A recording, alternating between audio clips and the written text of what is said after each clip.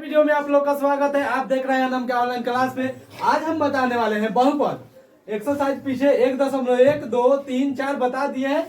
NCERT book से बता रहे हैं बाबू। एनसीईआरटी बुक से क्लास 10th 2026 के लिए जो भी बच्चा है इस क्लास को ज्वाइन कर ले। तो इसमें बता रहे हैं बहुपद। बहुपद को पहले हम बताते हैं बहुपद। बहुपद को इंग्लिश में क्या बोलते हैं? क्या बोलते हैं इंग्लिश में? ठीक है। उसके बाद है क्या कि इसमें चर पहले हम जानेंगे कि बहुपद में पहले चर अचर के बारे में पढ़ा जाता है। तो चर के बारे में हम जानेंगे जिसमें एबीसीडी का अक्षर शामिल हो उसे क्या कहते हैं? चर कहते हैं। यानी चर देखिए एक्स वाई जेड। अगर मान लीजिए चर है चेंजिंग होते रहता है, कभी 3x हो जाएगा, 4x हो जाएगा, 5x हो जाएगा। बाकी अचर कभी अचर इसको बोलते हैं जो 3, 4, 5, 6, 7, 8 जो अंक है उसको अचर बोलते हैं। जिसे एबीसीडी का अक्षर शामिल ना हो उसे क्या कहते हैं? अचर कहते हैं। तो देखिए 3 है तो 3 है ना कहेंगे, 4 कह देंगे? नहीं कहेंगे।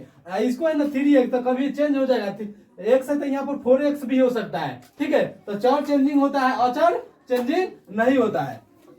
समझ गए चर और अचर के बारे में। अब चलिए चर गुने अचर करेंगे तो क्या हो जाएगा? बीजीय व्यंजक कहलाता है। क्या कहलाता है? बीजीय व्यंजक। तो देख लीजिए इसमें एगो चर ले लीजिए, इसमें अचर ले लीजिए तो कितना हो गया? 6x हो गया। ठीक है। तो हम लोग चलिए चर अचर के बारे में जान गए। ठीक है। अब चलिए बहुपद। बहुपद पहचानने कैसे? बहुपद पहचाने कैसे? ठीक है बाबू।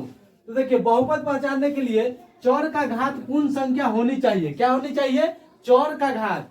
चर घात समझते हैं? जो पावर रहता है ऊपर, मान लीजिए कि 2x की पावर ई, इसको घात बोलते हैं। क्या बोलते हैं? घात बोलते हैं। तो इसमें क्या कर रहा है? चर का घात पूर्ण संख्या होनी चाहिए। चर का घात पूर्ण संख्या होना चाहिए। चर हम अभी बताए ना, जिसपे मान लीजिए इसमें पावर 5 होता है 2, पूर्ण संख्या होनी चाहिए। क्या होनी चाहिए? पूर्ण संख्या जानते हैं किसे कहते हैं? जीरो से जो भी गिनती पूरा है क्या है? पूर्ण संख्या कहलाती है। तो 0, 1, 2, 3, 4, 5, 6, 7 ऐसे ले जाइएगा, ये क्या है? पूर्ण संख्या है। और ये प्राकृतिक है तो 0 हटाकर 1 से होता है। ठीक है। तो इसमें याद करने ट्रिक है कि चर का घात पूर्ण संख्या होनी चाहिए। तो देखिए 0, 1 ले लिए। अब देखिए यहाँ बहुपद के लिए रखे 4-5 क्वेश्चन ऐसा रखे। ठीक है। 4-5 रखे। देखिए यहाँ पे क्या है बाबू? 2x x² + 5। देखिए पूर्ण संख्या है ना यहाँ पर, देखिए है 2।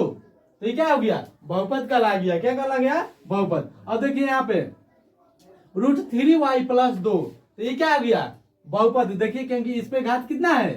कितना है? 1 है। कितना है? 1 है। तो ये क्या कह रहा है? पूर्ण संख्या अति बहुपद का लाया। अब चलिए यहाँ 3 नंबर में देखिए 4y²। यहाँ पे क्या है? मान लीजिए कि 3 रहता तो ये क्या हो जाता? बहुपद कहलाता। हम क्या बोले कि चर का घात पूर्ण संख्या होना चाहिए। चर का घात पूर्ण संख्या होना चाहिए। अपनी पूर्ण संख्या 0 से स्टार्ट होता है गिनती के, तो उसे पूर्ण संख्या। अब मान लीजिए यहाँ पे चाहिए √5y है + 3 है। ठीक है। √5y है + 3 है। उसके बाद हम क्या करेंगे? अब √5 गुने, अब पूरा में ए भी रूट में है ना? ए भी माने रूट में है, वाई भी है, तो गुना अलग अलग करेंगे, फैक्टर करेंगे। तो क्या हो गया? रूट के बाबू ये क्या होता है अंतिम में? अगर मान लीजिए कि √x में रहे तो इसका तोड़ेंगे तो कितना होता है बाबू? 1/2 होता है। कितना होता है? कभी भी रूट के कितना होता है? 1/2 होता है। चलिए तो हम बहुपद जाने हैं। अभी जानते हैं कि एक घात वाले बहुपद क्या कहते हैं, दो घात वाले बहुपद क्या कहते हैं, त्रिघात बहुपद किसे कहते हैं, सबको जानते हैं। इसको पहले स्क्रीनशॉट कर लीजिए आप लोग। ठीक है। चलिए हम पिछले जाने हैं कि बहुपद किसे कहते हैं, क्या बहुपद पहचानने के ट्रिक बताएं। अब है कि यहाँ पे आ जाएगा आपको ऑप्शन में कि रैखिक बहुपद किसे कहते हैं। तो एक घात वाले बहुपद को हम क्या कहते हैं? रैखिक बहुपद कहते हैं, चाहे एक पदी बोलते हैं। क्या बोलते हैं? एक पदी बोलते हैं। तो देखिए 7x है तो इस पे घात कितना है? 1 मानेंगे। क्या है? 1 है। तो ये क्या कहला गया? एक पदी। क्या है? उसको एक पदी का हम रैखिक बहुपद करेंगे। अब चलिए दीर्घात बहुपद। दीर्घात बहुपद देखिए तो इसका घात कितना है बाबू?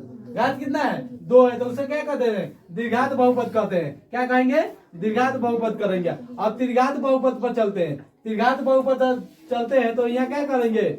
जिसका घात 3 हो उसे क्या कहेंगे? त्रिघात बहुपद यानी त्रिपदी कहेंगे। अब चलिए इसका x² + bx इसका एक फॉर्मूला चलता है इस पे। ठीक है। इसके रूप में रहना चाहिए, वो क्या कहलाएगा? बहुपद कहलाएगा। मान लीजिए x क्या था बहुपद के बारे में पूरा बता दिए, और एक्सरसाइज 2.1 में है क्या है उसके बारे में हम चर्चा करते हैं। देखिए इसमें क्या दिया है कि किसी बहुपद p×x के लिए y = p×x का ग्राफ नीचे आकृति 2.10 में दिया है। प्रत्येक स्थिति में p×x के शून्य की संख्या ज्ञात करें। इसमें क्या करना है? x को सिर्फ देखना है। क्या है? x को इस तरफ जाता है तो x ऊपर जाता है, उसको y बोलते हैं। तो x तरफ को देखना है कि इस पे कई गो रेखा खींचा हुआ है। तो देखिए आप पर एक को है रेखा खींचा हुआ है x पर, यहाँ देखिए यहाँ x है, यहाँ पर भी x है, रेखा खींचा हुआ है नहीं खींचा है। तो हम लिख देंगे, क्या लिख देंगे, शून्य को की संख्या बराबर क्या लिख देंगे बाबू, 0, यानी हमको पता नहीं है 0। ठीक है। 2 नंबर देखिए बाबू, 2 नंबर में देखिए x पर कई बार खींचा हुआ है, देखिए इधर y पर खींचा हुआ है, x पर कई बार, एक ही बार खींचा हुआ है, 1 है। ठीक है। तो लिख देंगे, क्या लिख देंगे, शून्य को की संख्या बराबर कितना हो जाएगा बाबू, 1 हो जाएगा। क्यों 1 हो जाएगा, देखिए x पर खाली हमको देखना है, तो x पर देखिए एक ही बार गया हुआ ना। देखिए अब 3 नंबर में देखिए फिर कह रहा x पर, देखिए यहाँ 1 बार हुआ, 2 बार, ये 3 बार हुआ, क्योंकि ये तो y पर है, हमको सिर्फ x पर देखना है। क्या पर है, x पर। तो देखिए एक बार यहाँ पे है, एक बार यहाँ, एक बार यहाँ। तो शून्यकों की संख्या कितना ले लेंगे बाबू, शून्यकों की संख्या बराबर कितना ले लेंगे, संख्या बराबर कितना हो गया, 3। समझ में आ रहा है। चलिए उसके बाद 4 नंबर में है, देखिए 4 नंबर में है, देखिए यहाँ पर खींचा हुआ है, एक बार यहाँ है, x पर यहाँ पे। तो शून्यकों की संख्या कितना लिख देंगे, शून्यकों की संख्या बराबर कितना लिख देंगे, 2, क्योंकि एक बार ए पर है, 2 बार हो गया। ठीक है। अब चलिए यहाँ पे देखिए ध्यान से, x पर सिर्फ देखना है, y पर हमको नहीं देखना है। समझ में आ रहा है ना, x पर देखना है। तो देखिए यहाँ पर एक बार है, यहाँ पर टच किया है, एक बार हुआ ना, यहाँ पर 2, 1, 2, यहाँ पे 3, 4 है ना। तो इसका लिखिएगा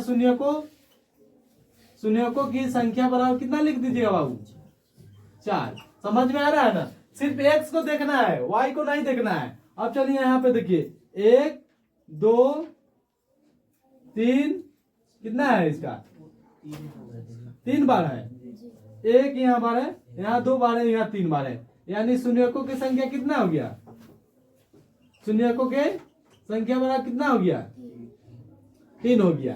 ठीक है। यही आपका बहुपद खत्म हो गया। ऐसे ही वीडियो देखने के लिए हमारे चैनल को लाइक और सब्सक्राइब करें। जय हिंद।